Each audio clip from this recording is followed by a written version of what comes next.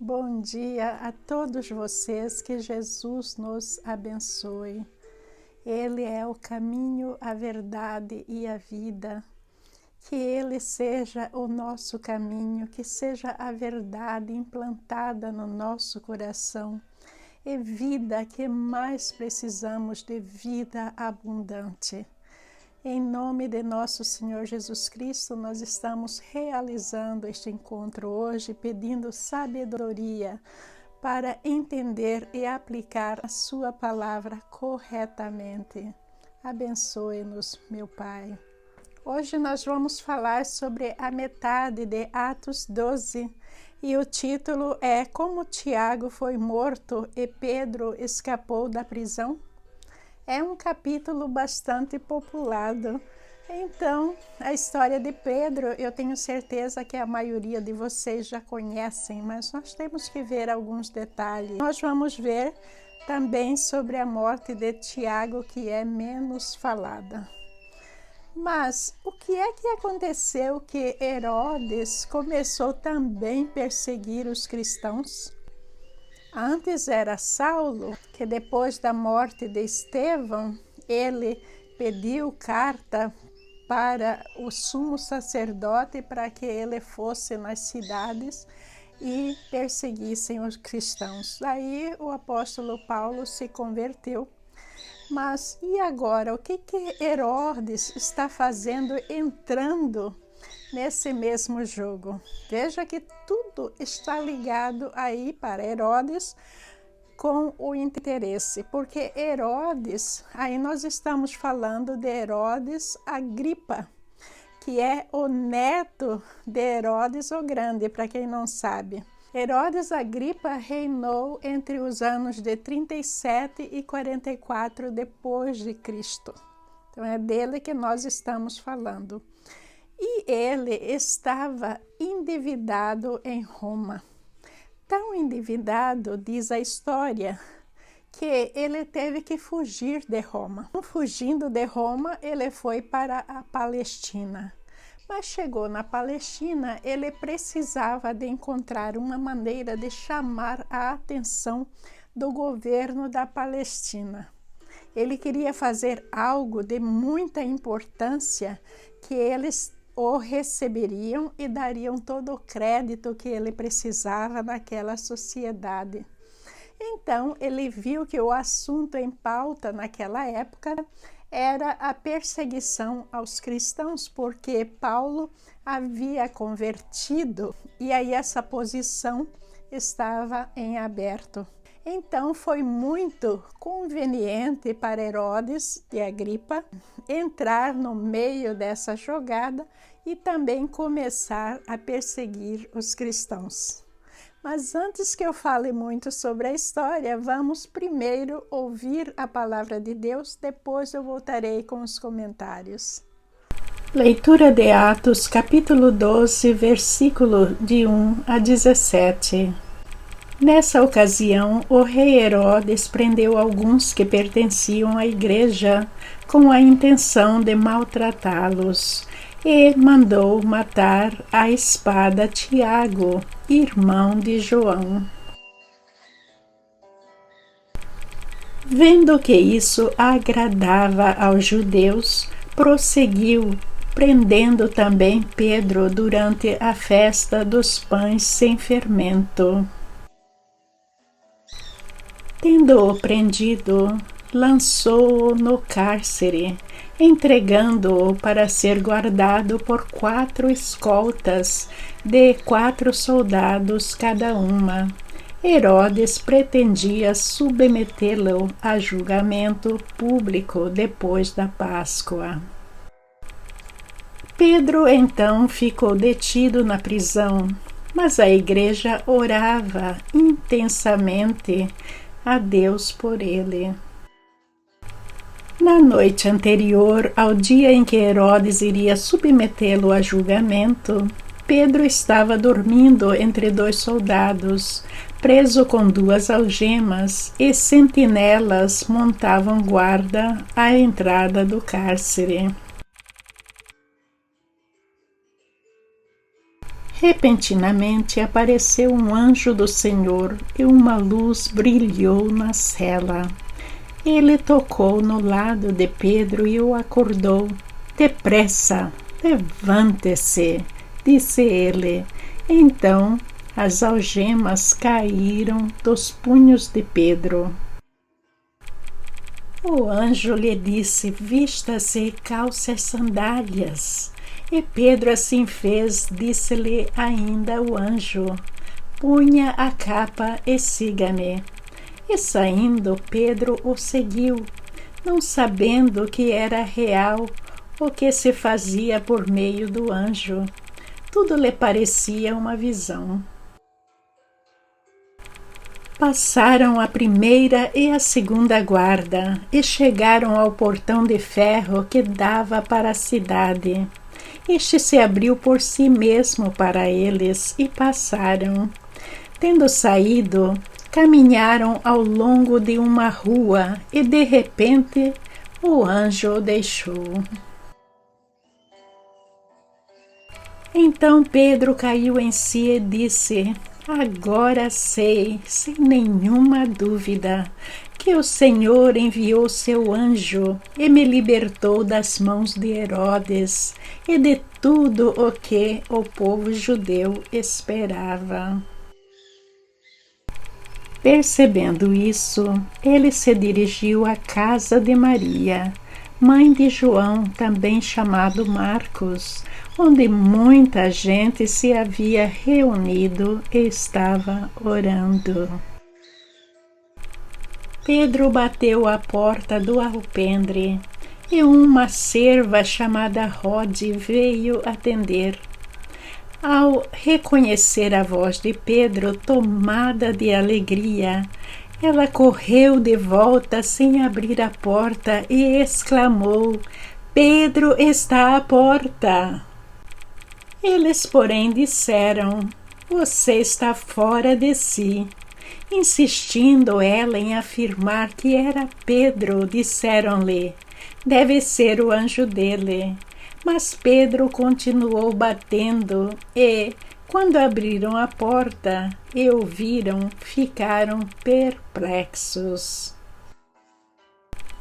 Mas ele, fazendo-lhe sinal para que se calassem, descreveu como o Senhor o havia tirado da prisão e disse: contem isso a Tiago e aos irmãos. Então saiu e foi para outro lugar. Aí, para começar e fazer uma entrada que ninguém naquela sociedade pudesse deixar de notar, ele prendeu muitas pessoas para maltratar, e dentre essas pessoas, Tiago, e mandou matar Tiago à espada. Esse fato é muito interessante, é algo que a gente deve saber, porque nós falamos sobre Estevão. Estevão é considerado o primeiro mártir do cristianismo e ele foi morto por apedrejamento. Pela causa da morte e verificando as leis da época, as leis do templo, do sinédrio, a gente vê que a causa do Estevão é porque ele foi acusado de blasfêmia, e blasfêmia levava a pessoa ao apedrejamento. Agora, no caso de Tiago, sendo morto à espada, significa que a sua condenação estava ligada a uma pessoa que lidera um grupo de pessoas para adorar falsos deuses. Mas sabem quem é o falso deus que Tiago estava liderando as pessoas a adorar? Era o próprio Jesus Cristo, que a maioria dos judeus não aceitavam como o Messias, como o Filho de Deus e como o próprio Deus.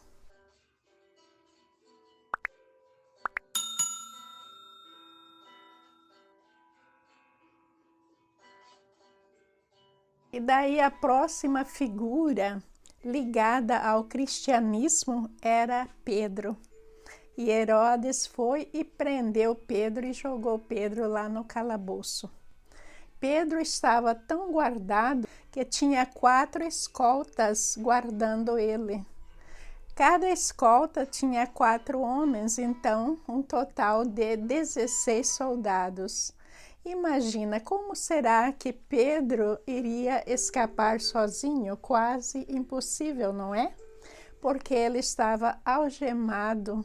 Aí diz que toda a igreja orava por Pedro, que estava preso. E provavelmente eles já sabiam que Pedro iria ser morto no próximo dia. E quem é essas pessoas orando? Quem é essa igreja? São os apóstolos que estavam reunindo clandestinamente no alpendre e orando por Pedro. E aí foi que apareceu um anjo do Senhor lá na cela para libertar Pedro. E o anjo disse para Pedro para levantar-se, para colocar as sandálias à sua capa e que Pedro o acompanhasse. E assim Pedro fez, depois que as algemas caíram automaticamente dos seus braços. Pedro acompanhando o anjo, eles passaram pela primeira e pela segunda guarda. E daí eles saíram para a rua. E o anjo de repente desapareceu.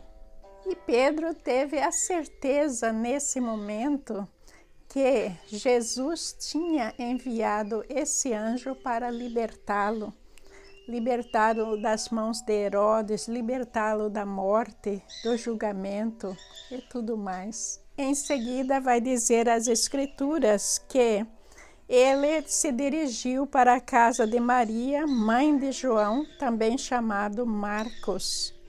João Marcos, nós conhecemos como Marcos, o apóstolo Marcos. E Maria, a gente não deve confundir com Maria, mãe de Jesus, apesar dela estar também se hospedando com João, mas não é Maria, mãe de Jesus. Por que nós sabemos disso? Porque esse Marcos é primo de Barnabé e ele trabalhou com o apóstolo Paulo e também com Pedro. E ele também escreveu o segundo evangelho. Pedro finalmente chegou à porta do alpendre, bateu a porta, Rode veio atender. Quando viu que era Pedro, ficou completamente feliz. Voltou para avisar os outros apóstolos que Pedro estava lá. Mas ninguém acreditou. Eles falaram: impossível. Você está fora de si, deve ser o anjo dele. Foi isso que eles pensaram. Por que eles agiram assim? Em primeiro lugar, Pedro estava num lugar com uma guarda muito pesada. Ele não tinha como fugir. Em segundo lugar, eles acreditavam que cada pessoa tinha um anjo da guarda.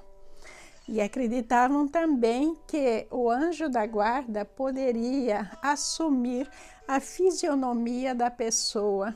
No caso, se Pedro tivesse morrido, o anjo da guarda poderia se apresentar em frente deles como Pedro. Pedro continuou insistindo, batendo a porta, e está dizendo a palavra que, quando abriram a porta e ouviram, ficaram perplexos. É porque eles achavam que provavelmente Pedro estava morto, mas Pedro ainda vivia, glórias a Deus. Então, gente, eu vou parar aqui, estamos na metade do capítulo, para não ficar muito longo, e terminaremos amanhã na graça de Deus. Eu quero agradecer imensamente a todos vocês que estão clicando nos nossos vídeos. O Grupo Vida Boa é um grupo totalmente de graça. Nós não visamos nenhum lucro, tanto no YouTube como em nenhuma rede social. O nosso site também é totalmente de graça para aqueles que querem aprender a palavra de Deus. E nós colocamos algo para curtir, para compartilhar, porque infelizmente, se não existe curtida, ninguém compartilha, o vídeo não é visto por mais pessoas. É por isso que a gente pede, mas a gente não está visando nenhum ganho através de clique, mas a única lucratividade que a gente visa é a lucratividade para Deus. A gente quer trazer quanto mais pessoas a entender a palavra de Deus e a praticá-la. Colocar Jesus no seu coração, viver a palavra de Deus, é esse o objetivo do Grupo Vida Boa. Então, muito obrigada a todos vocês que estão ajudando o nosso grupo a crescer. Que Jesus te abençoe abundantemente. Eu conto também com Helenice Castro, que tem me servido de conselheira. Ela assiste os vídeos, revisa, ela me dá sugestões, ela fala daquilo que o vídeo deveria melhorar, daquilo que eu errei. Muitas vezes eu erro na minha fala porque é muita informação. A Helenice está sempre atenta, me ajudando. Também muito obrigada a Helenice, ela participa do curso bíblico e é uma das pessoas que não desistiu e sempre manda as suas tarefas.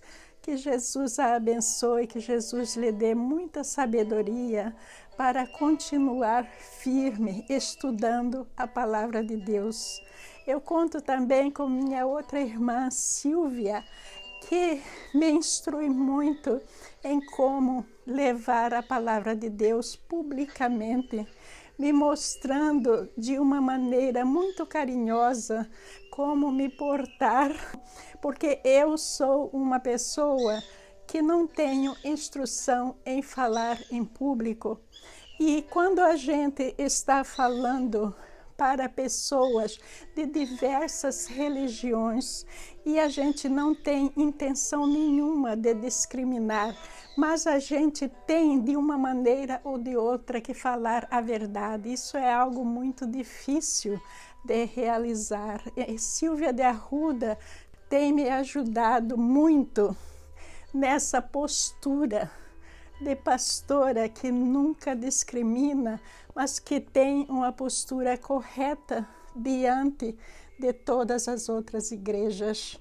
Muito obrigada, que Jesus te abençoe, que Jesus acrescente muita sabedoria e muito contentamento no seu coração.